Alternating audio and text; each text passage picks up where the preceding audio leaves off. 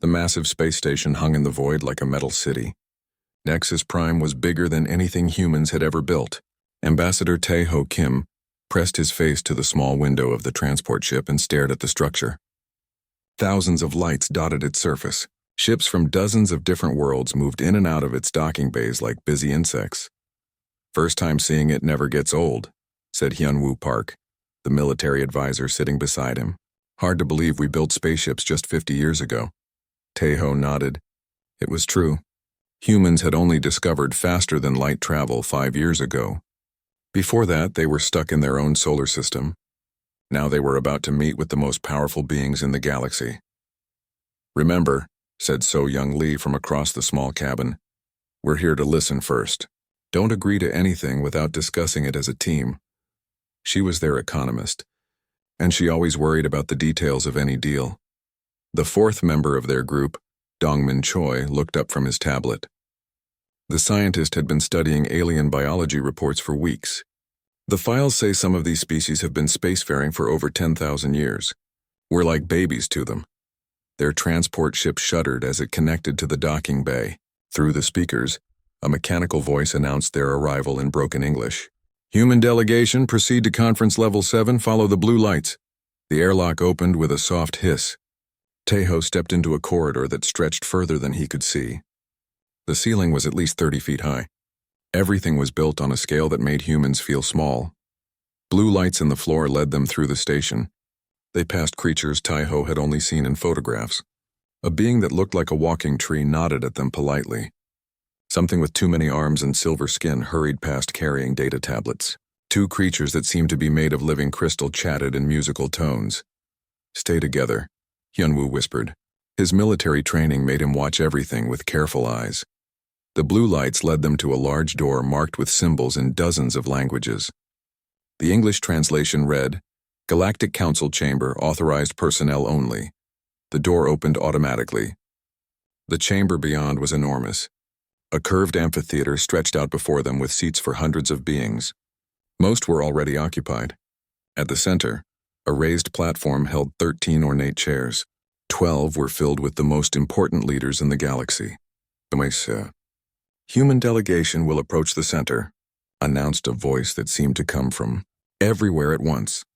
Tae-ho led his team down the long walkway. Every step echoed in the huge space. Hundreds of alien eyes watched them. Some looked curious. Others seemed annoyed, as if the humans were wasting their time. The 13th chair, Tae-ho realized, was meant for Earth's representative if they joined the council. At the center of the platform sat Chief Counselor Vex-Hai of the Altarian Empire. He was tall and thin with pale blue skin and large black eyes. When he spoke, his voice was smooth but cold. "Representatives of the species called human," Vex-Hai began, "you have been summoned to receive the integration protocols. These are the terms by which your species may join galactic civilization." A holographic display appeared in the air above the platform. Text scrolled past in dozens of languages. The English version made Tae-ho's stomach sink. "The integration protocols have been used successfully for over 1,000 years," Vex-Hai continued. "Every species that joins our community must accept these terms. They ensure peace and order throughout the galaxy." Tae-ho read the terms carefully. His team did the same, their faces growing more serious with each line. "First, human military forces must be reduced by 60%. The remaining ships would be monitored by Galactic Council inspectors. Second, human population growth must be controlled according to Galactic Council guidelines. No colony could exceed population limits set by the Council. Third, human economic activities must be overseen by the Galactic Trade Federation. All major decisions would require Council approval. Fourth, humans must abandon 40% of their current colonies. These worlds were deemed strategically important by the Council and would be managed by other species. Fifth, Earth and all human colonies must provide annual tribute. The list included rare metals, energy sources, and manufactured goods worth billions of credits. The hologram disappeared. Vex-Hai folded his long fingers and looked down at the humans like a teacher addressing slow students. "These terms are not negotiable," he said. "They have been accepted by every species that has joined the Council. The Kepler Collective agreed to them 50 years ago. The Helix Federation signed them 200 years ago. Even the proud warrior clans of Rigel eventually saw the wisdom of these protocols. Another council member spoke up. This one had 4 arms and skin covered in what looked like scales. The alternative to accepting these terms, the being said in a voice like grinding stone, is to remain isolated, cut off from galactic trade, technology, and protection. No species has ever chosen that path for long. A third counselor, whose body seemed to shimmer like liquid metal, added, "The galaxy is a dangerous place for those without friends. Pirates, natural disasters, resource shortages. The Council provides security that isolated worlds cannot match." Tejo felt the weight of hundreds of stares. This was clearly a ceremony that had played out many times before. The new species would be presented with the terms, they would object briefly, and then they would accept. Everyone in the chamber expected the same thing to happen now. "These terms," Tejo said carefully, "are quite comprehensive. My government will need time to review them thoroughly." Vexai's expression didn't change, but something flickered in his large dark eyes. "Of course. You have 48 hours to consider the protocols. This is standard procedure." The counselor with scales leaned forward. "But understand this, humans. These terms are final. They cannot be changed or modified. Accept them and enjoy the benefits of galactic citizenship. Reject them." He spread all 4 arms in a gesture that somehow managed to be both elegant and threatening. "We understand," Tejo replied. "Thank you for this opportunity." "You will be escorted to quarters appropriate for visiting delegations," Vexai announced. "When you are ready to accept the protocols, simply contact the council office. The ceremony can be completed quickly." As they were led from the chamber, Tejo heard murmurs from the watching aliens. Most sounded bored, as if they were already thinking about other business. A few seemed amused, probably betting on how quickly the humans would cave in. The quarters they were given were luxurious by human standards. Large rooms with comfortable furniture and windows that looked out at the stars. But Tejo couldn't shake the feeling that they were also a very comfortable prison. "Well," said Hyunwoo as soon as they were alone, "that was exactly as awful as we expected."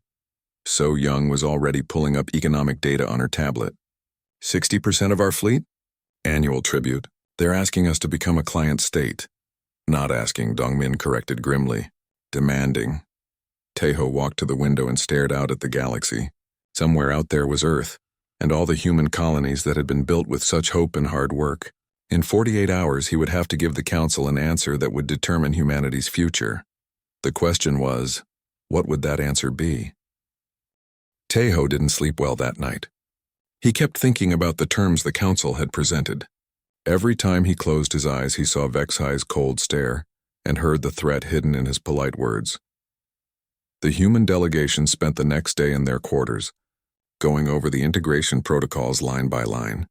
So Young had her economic model spread across 3 tablets. The numbers were not good. "Look at this," she said, pointing to a chart. "The annual tribute they're demanding would take 30% of our total economic output. That's not sustainable. We'd have to strip mine half our colonies just to meet their demands." Hyunwoo was studying the military requirements.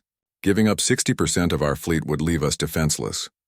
We'd have to rely completely on the Council for protection.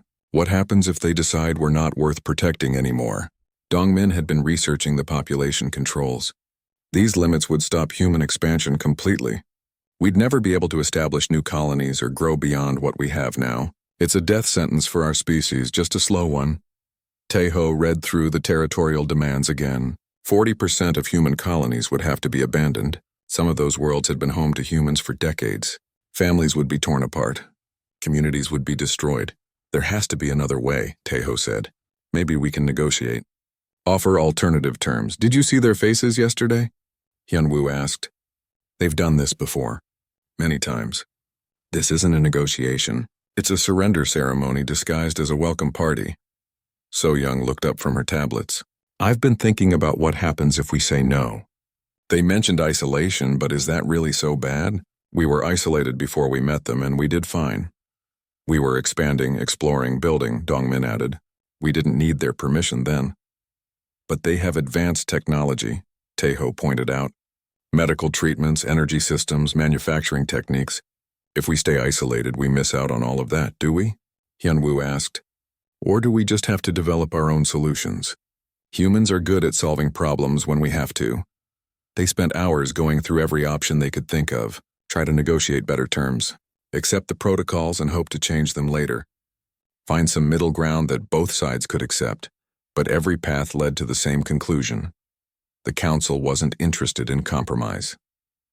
They wanted submission. As the deadline approached, Taeho made his decision.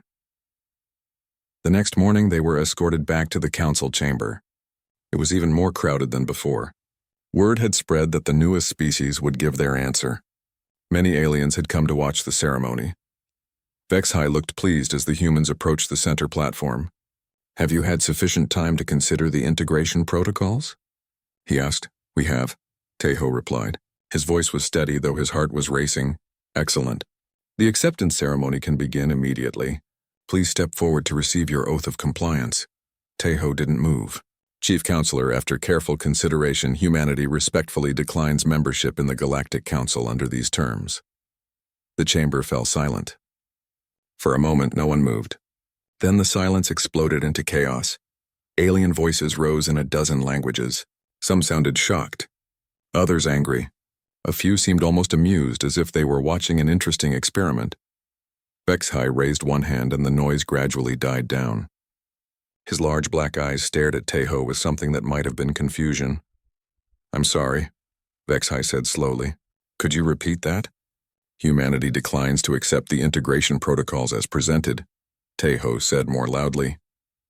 "We thank the Council for the opportunity, but we cannot agree to these terms." The counselor with 4 arms leaned forward. "You refuse? Do you understand what you are refusing?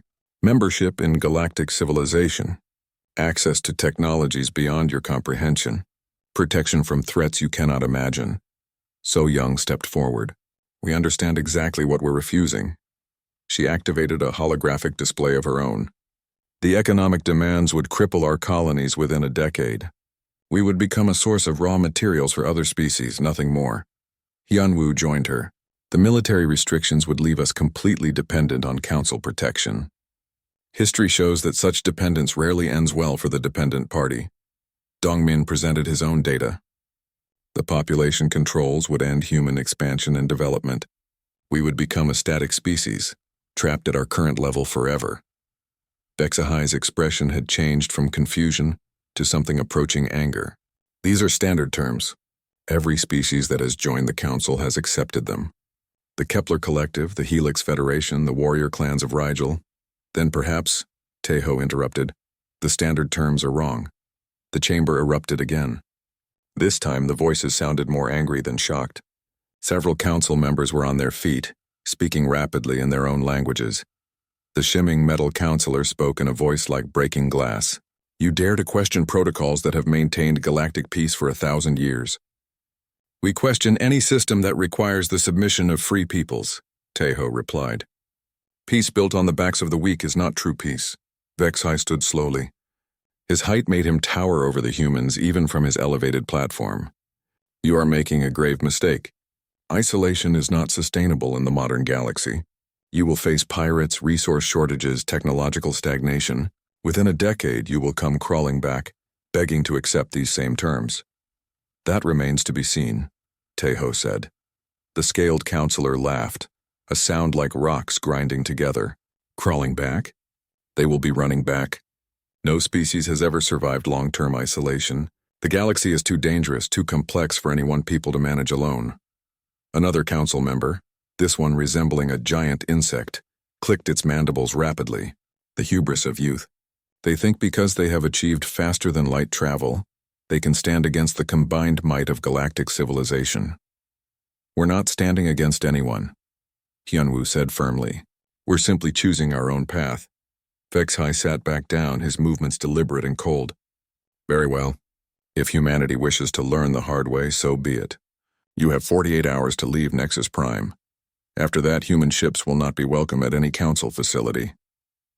"We understand," Taeho said. "We'll be gone within 24 hours. And when you return," the scaled counselor added with obvious satisfaction, "the terms will be the same. Plus additional penalties for wasting the council's time." Taeho looked around the chamber at hundreds of alien faces. Some looked angry, Others seemed pitying. A few appeared genuinely curious about what would happen next. "We'll remember that," he said simply. As the human delegation was escorted from the chamber, Tejo heard the aliens beginning to talk among themselves. Most seemed to be discussing how long it would take for humanity to collapse and come begging for admission. One voice rose above the others. It was HFY, speaking to his fellow counselors. "Double the patrols along the borders of human space," he said.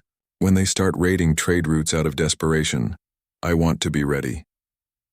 Walking through the corridors of Nexus Prime for the last time, Tejo felt a strange sense of relief. They had faced the most powerful beings in the galaxy and said no. Whether that would prove to be wisdom or folly remained to be seen, but at least they would face whatever came next as free people. Behind them, the council chamber buzzed with activity as the most powerful species in the galaxy tried to figure out what to do about the one species that had walked away from their deal. They would have a long time to think about it. 3 years had passed since the human delegation walked away from Nexus Prime.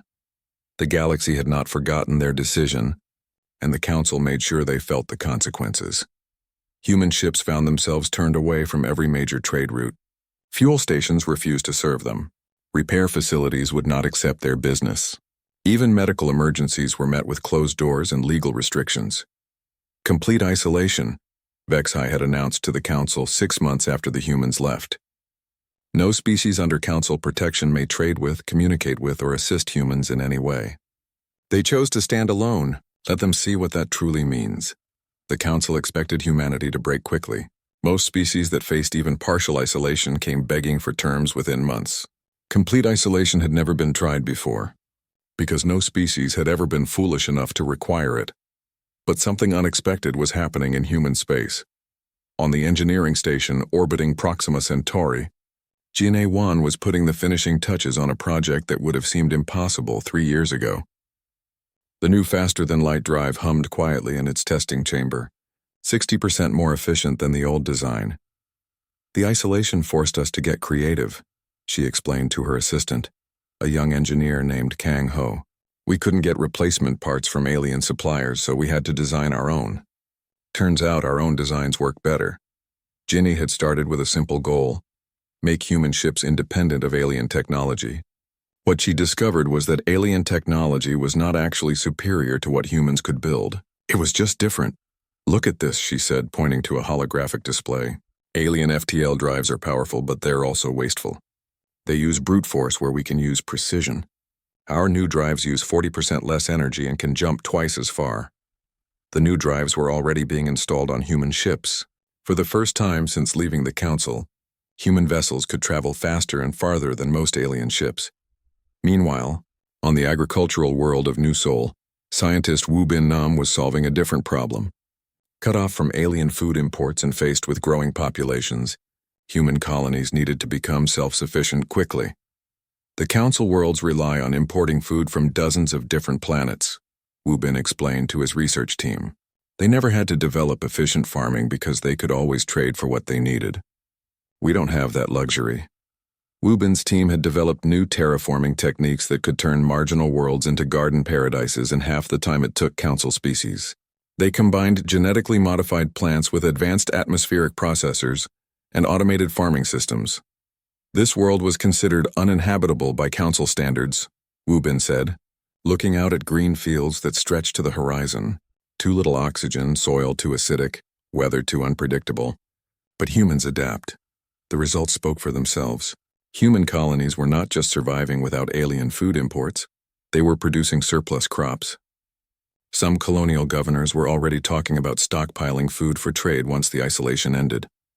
On the military front, Commander Yunji Han was rethinking everything humanity knew about space warfare. Cut off from alien military technology and facing potential threats from unknown pirates or hostile species, human colonies needed new ways to defend themselves. Every other species builds bigger ships with bigger guns, she explained to her staff officers on the command station above Earth. They think the solution to every problem is more firepower, but humans have always been better at defense than offense. Yunji's innovations centered on automated defense networks and shield technology. Instead of building massive battleships like other species, Humans created smart satellites that could coordinate their defenses. A single human colony could now repel a fleet 10 times its size using weapons that required no human crew. It's like the old saying, she told her officers. The best defense is a good defense. Let other species waste resources on attack fleets. We'll make our worlds impossible to conquer. But the most dramatic changes were happening in human expansion efforts. Before the isolation, human colonization had been slow and careful. They picked worlds that were similar to Earth and built small, sustainable settlements. Now, cut off from alien trade routes and faced with pressure to become self-reliant, humans were expanding into areas the Council had written off as worthless. Captain Bei-Ho Lee commanded the survey ship Discovery as it explored the Kepler 442 system. According to Council records, the system was economically unviable. No habitable planets, limited resources, unstable stellar activity. Council records were half right, Bei-Ho reported to Earth Command. No planet suitable for their species, but humans are more adaptable than they realized. The Discovery had found 3 worlds that could support human life with minimal terraforming. More importantly, the system was rich in rare metals that the Council species had overlooked because they were difficult to extract. Their mining techniques require perfect conditions, explained mining engineer Eugene Park. Stable gravity, breathable atmosphere, predictable weather. Human mining can work in vacuum, high radiation, extreme temperatures. We can extract resources from places they can't even visit. Within 2 years, the Kepler 442 system had become a major mining operation. The metals being extracted there were actually higher quality than what the Council normally used. Human tools and equipment were becoming superior to alien designs. Similar discoveries were happening throughout human space. Every system the Council had deemed worthless was being turned into productive colonies. Gas giants became fuel extraction operations. Asteroid fields became mining centers. Even the vacuum of space itself was being used for manufacturing processes that required zero gravity. The expansion was happening faster than anyone had expected. Before the isolation, humanity controlled 12 star systems. Now they had colonies in 29 systems, with survey teams exploring dozens more. Reports of this expansion were reaching the Council through long-range monitoring stations. At first, the reports were dismissed as exaggerated or false. No species could expand that quickly without Council support and technology, but the evidence kept mounting. Council spy drones sent into human space confirmed what seemed impossible. Humanity was not just surviving isolation, they were thriving. On Nexus Prime, Vexhai read the latest intelligence reports with growing disbelief. This cannot be accurate, he told his staff. No species has ever expanded this rapidly without our assistance. His aide, a nervous creature with too many eyes, confirmed the data. The reports have been verified by 3 different intelligence sources. Human colonies are not only self-sufficient, they appear to be more prosperous than before the isolation began. Vexhai studied star charts that showed human expansion. Red dots marked new colonies. Blue lines showed trade routes. Green symbols indicated major industrial facilities. In just 3 years, the small cluster of human worlds had become a significant presence in the galaxy. How is this possible? He demanded. They have no access to our technology, our trade networks, our knowledge base. They should be struggling to maintain what they had, not expanding into new territory. The aide consulted another report. Intelligence suggests they have developed new technologies in several areas. Their ships are now faster than ours. Their colonies are more efficient. Their manufacturing capabilities appear to exceed Council standards in some areas. For the first time since becoming Chief Counselor, Vexhai felt uncertain. The isolation protocols had never failed before. Every species that faced them eventually broke and accepted Council terms. But humanity seemed to be doing the impossible. They were proving that Council membership was not necessary for survival and prosperity in the galaxy. Even worse, other species were starting to take notice. The emergency session of the Galactic Council was called on a cold morning, 5 years after humanity had walked away from Nexus Prime. The great chamber buzzed with nervous energy as representatives from across the galaxy took their seats. Vexhai stood at the center platform, his usual calm confidence replaced by obvious tension. The holographic displays around him showed economic charts, military assessments, and territorial maps that painted a troubling picture. Fellow counselors, he began, We face an unprecedented situation. The human isolation protocols, which have never failed in over 1,000 years of implementation, are not producing the expected results. Murmurs rippled through the chamber. The scaled counselor from the Trade Federation, Mordak, leaned forward in his seat. Surely they must be weakening by now. 5 years of complete isolation should have brought them to the edge of collapse. That is what we expected, Vexhai replied grimly. That is not what has happened. The main display lit up with a detailed map of galactic space. Human territory was marked in blue, and the expansion was impossible to ignore. What had been 12 small systems 5 years ago was now a network of 47 colonies spanning a significant portion of the galaxy's outer rim.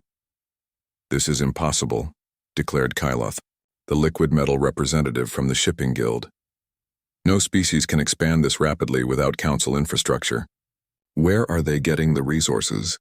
The technology? The knowledge? Vexhai activated another display. They are creating their own. Our intelligence reports indicate that human technology has advanced beyond council standards in multiple areas. The chamber fell silent. For species that had relied on council technology for centuries, the idea that someone could surpass them independently was almost unthinkable. Show them the mining data, said a voice from the back of the chamber. It was General Zorath of the military coalition, a being whose species had joined the council 300 years ago. Vexhai reluctantly activated a new set of charts. Human mining operations are producing rare metals at rates 200% higher than council standard. Their extraction techniques work in environments we consider impossible to operate in. Mordak's scales shifted color, a sign of distress in his species. My guild has been struggling to meet demand for rare earth elements for the past 2 years. If humans can extract them more efficiently, there's more, Vexhai continued. Their shipping technology has also advanced. Human cargo vessels can carry 40% more goods while using less fuel than our standard freighters. Kyloth's liquid form rippled with agitation. The shipping guild has lost 3 major contracts this year due to efficiency problems. If human ships are superior to ours, the implications were sinking in around the chamber. The council's power had always rested on their technological and economic superiority. If humanity could match or exceed their capabilities independently, what did that mean for the galactic order? Surely their military remains weak, suggested General Zorath. They cannot have developed significant defensive capabilities in just 5 years. Vexhai's expression grew even more grim. Our military analysts estimate that human space is now effectively unconquerable using conventional tactics. Their automated defense networks can coordinate across multiple star systems. An invasion would require resources we cannot spare. The chamber erupted in shocked voices. Species that had built their power on military might were, hearing that a group of newcomers had made themselves militarily untouchable in just 5 years. But the worst news was still to come. The expansion and technological advancement would be concerning enough, Vexhai said, raising his voice above the chatter. But there is another problem. Other species are taking notice. A new display showed communication intercepts and intelligence reports from across the galaxy. The data painted a picture that sent cold fear through every council member. The Kepler Collective has formally requested a review of their integration protocols, Vexhai announced. They want to renegotiate the terms they accepted 50 years ago. The scaled counselor shot to his feet. That's impossible. The protocols are permanent. No species has ever requested renegotiation. They cite the human example, Vexhai continued. They argue that if humanity can prosper without council membership, perhaps the benefits of membership do not justify the costs. The chamber was in chaos now. Representatives were shouting in dozens of languages, their voices mixing into a cacophony of alarm and anger. Order, Vexhai commanded. There is more. The noise gradually died down, but the tension remained thick in the air. 2 other species have filed similar requests. The Helix Federation is demanding a reduction in their tribute payments. The Crystal Consortium is threatening to withdraw from the Council entirely unless their territorial restrictions are lifted. General Zorath stood slowly, his massive form towering over nearby representatives. This is a direct threat to galactic stability. If species begin abandoning the Council system, the system collapses, Vexhai finished. The protocols that have maintained order for a millennium become meaningless if species can simply choose to ignore them. Mordak was frantically consulting data tablets. The economic impact alone would be catastrophic. The tribute system funds most of our infrastructure projects. If multiple species stop paying, we would lose our economic advantage within a decade, Kyloth added. The shipping guild depends on preferential rates negotiated through council authority. Without that authority, the reality was setting in. The council's power was not based on their inherent superiority, but on a system that required universal participation. If species could opt out and still prosper, the entire structure was at risk. "What do the humans want?" asked a small voice from the edge of the chamber. It was Representative Phelan of the Agricultural Collective, a species so small and peaceful that they rarely spoke in council sessions. "That's the strangest part," Vexhai replied. "They want nothing from us. No trade agreements, no technology transfers, no territorial concessions. They seem content to continue their expansion independently." "Content to ignore us," General Zoreth corrected grimly. "They're proving that the council is irrelevant." The implications of that statement hung heavy in the air. For species that had built their identities around council membership and galactic civilization, the idea that someone could simply opt out and do better was existentially threatening. "We could force them back into compliance," suggested the insect-like counselor from the science division. "Military action, economic warfare, technological sabotage, with what?" General Zoreth asked bluntly. "They're militarily untouchable. They're economically independent. And their technology is advancing faster than ours. Any action we take would likely make us look weak when it fails." "Then what do you suggest?" Vexhai asked. The general was quiet for a long moment. When he spoke, his voice was heavy with reluctance. "We negotiate." The word hit the chamber like a physical blow. Negotiate implied that the humans were equals, not subjects seeking council approval. "Negotiate what?" Mordak demanded. "They already rejected our standard terms." "Then perhaps," General Zoreth said slowly, "we need new terms." The silence that followed was deafening. For the first time in over 1,000 years, the Galactic Council was facing the possibility that their way of doing things might need to change. Outside the chamber, news of the emergency session was already spreading through the station. Representatives from dozens of species were making urgent communications to their homeworlds. The word was getting out. The humans had done something that seemed impossible. They had walked away from the most powerful organization in the galaxy and made it work. And now the galaxy was watching to see what would happen next. The shuttle descended through Earth's atmosphere on a crisp morning in Geneva, 7 years after humanity had walked away from galactic civilization. The elegant spacecraft bore the official markings of the Galactic Council, but this time it carried very different passengers than before. Chief Counselor Vexhai himself sat in the main cabin, along with 3 other high-ranking council members. Gone was the arrogant certainty that had marked their previous interactions with humanity. In its place was something that looked suspiciously like nervousness. "Remember," Vexhai said to his companions as they prepared for landing, "we are here as equals seeking mutual benefit, not as superiors granting membership to inferiors." Trade Federation Representative Mordak shifted uncomfortably in his seat. 7 years ago, they were begging for our acceptance. Now we're coming to them. "How did this happen?" "They proved we were wrong," replied General Zoreth bluntly. "About everything." The shuttle touched down at Geneva Spaceport, a facility that had been significantly expanded since the aliens' last visit. Human technology was visible everywhere. Ships with sleek new designs, cargo handling systems that moved with impossible efficiency, and energy shields that hummed with quiet power. Waiting for them on the landing pad was a delegation that would have been unthinkable 7 years earlier. Tae-ho Kim, now bearing the title Secretary of Interstellar Affairs, stood at the center of the group. Beside him were familiar faces: So-Young Lee, now Minister of Galactic Trade, and Hyun-Woo Park, now Defense Secretary. But there was also a new face, Ye-Jin Kang, representing something called the Human Colonial Alliance. Her presence suggested developments that made the council members even more nervous. "Chief Counselor Vexhai," Tae-ho said formally as the aliens approached. "Welcome to Earth. I trust your journey was comfortable?" "Quite comfortable, thank you," Vexhai replied. The politeness was strained but genuine. "I apologize for the short notice of our visit." "Not at all. We're always willing to discuss matters of mutual interest." They were escorted to a conference facility that was both impressive and deliberately understated. The building showcased human architectural achievement without being boastful about it. The message was clear. Humanity had progressed significantly, but they were not trying to intimidate anyone.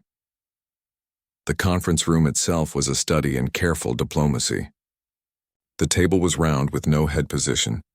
The chairs were of equal height and quality. Even the refreshments had been chosen to accommodate the dietary needs of all species present. "Before we begin," Tejo said as everyone took their seats, "I should clarify the current situation. As you may be aware, humanity has formed the Human Colonial Alliance. I speak not just for Earth, but for 47 human worlds and the various species that have chosen to associate with us." Vexhai's expression tightened slightly. "Various species?" Yejin Kang answered smoothly. 3 species have formally joined the Alliance in the past year. The Kepler Collective completed their transition 6 months ago. The Helix Federation and the Crystal Consortium are in the process of withdrawing from Council oversight to join us. The Council members exchanged glances. This was worse than their intelligence reports had suggested. "I see," Vexhai said carefully. "And what does this alliance offer that Council membership does not?" So Young Lee activated a holographic display. Equal partnership rather than tributary status. Shared technology development instead of dependence on Council standards. Mutual defense agreements rather than protection in exchange for submission. Most importantly, Yunwoo Park added, the freedom to develop according to each species' own needs and values, rather than conforming to Council protocols. Mordak leaned forward. "But surely you recognize the benefits of the Council system? The stability, the established trade networks, the technological advancement." "We recognize that the Council system works well for the Council," Tejo replied diplomatically. "We've simply found that other systems work better for us." General Zorith, who had been quiet until now, spoke up. "Your alliance represents a direct challenge to galactic order. The protocols that govern civilized space have maintained peace for over 1,000 years. Have they?" Yejin Kang asked mildly. "Or have they maintained a particular balance of power that benefits certain species at the expense of others?" The question hung in the air. It was the same challenge humanity had posed 7 years earlier, but now it came with the weight of proven alternatives. Vexhai decided to cut to the heart of the matter. What would it take for humanity to rejoin galactic civilization under Council authority? Tejo's answer was immediate and firm. "That is not possible under current Council structures." "Then what are you proposing?"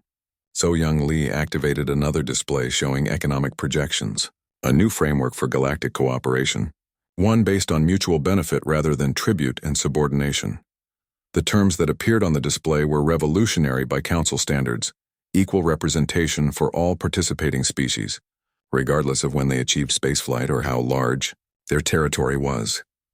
Mutual defense pacts based on collective security, rather than protection in exchange for tribute technology sharing agreements that benefited all parties rather than maintaining artificial advantages for established powers, joint colonization, and development projects with profits shared equally among participants, trade agreements based on market value rather than predetermined quotas and restrictions. These terms, Vexhai said slowly, would fundamentally alter the nature of galactic civilization. Yes, Tejo agreed. That's the point. Mordak was studying the economic projections with obvious interest. The trade volumes projected here, they're significantly higher than current Council commerce. When all parties benefit from trade, rather than some being exploited by others, economic activity naturally increases, So Young explained. Our models suggest galactic prosperity could increase by 40% under this framework. General Zorith remained skeptical. And who would enforce these agreements? Who would maintain order when conflicts arise? The same collective authority that enforces them now, Hyunwoo replied. But with genuine representation from all members rather than domination by the largest powers. Yejin Kang added quietly. Of course, participation would be entirely voluntary. Species that prefer the current system are welcome to maintain it among themselves. The implication was clear. The Alliance was offering an alternative, not trying to destroy the Council. But the alternative was proving attractive enough to draw away Council members. Vexhai was quiet for several minutes, considering the proposal. His companions waited, knowing that the next words could reshape galactic politics.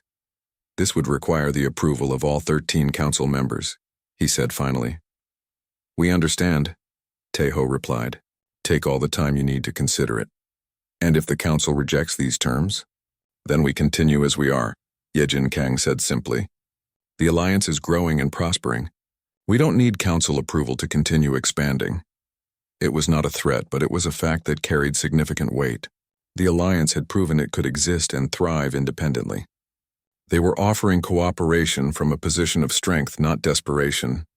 General Zorath asked the question that was on everyone's mind. How many species are considering joining your alliance? Yejin Kang consulted her data tablet. 17 have made formal inquiries. 8 are in serious negotiations. 3, as I mentioned, have already completed the transition process. The numbers were staggering. If even half of those species left the council system, it would fundamentally alter the balance of galactic power. We will need to discuss this with the full council, Vexhai said finally. Of course, Taeho agreed. The offer will remain open. As the meeting concluded and the council delegation prepared to return to their shuttle, Vexhai found himself reflecting on how much had changed.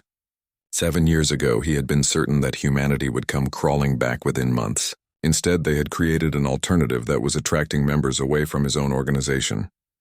Chief Counselor, Taeho said as they reached the landing pad. There's one more thing you should know. Vexhai paused. Yes? Whether or not the council accepts our proposal, the galaxy is changing. Species are learning that there are alternatives to the old ways of doing things. You can either be part of shaping that change, or you can watch it happen around you. As the council shuttle lifted off from Earth, carrying its passengers back to Nexus Prime, the weight of that statement settled over them. The humans had done more than just walk away from a bad deal. They had proven that a better deal was possible, and now, the galaxy would never be the same.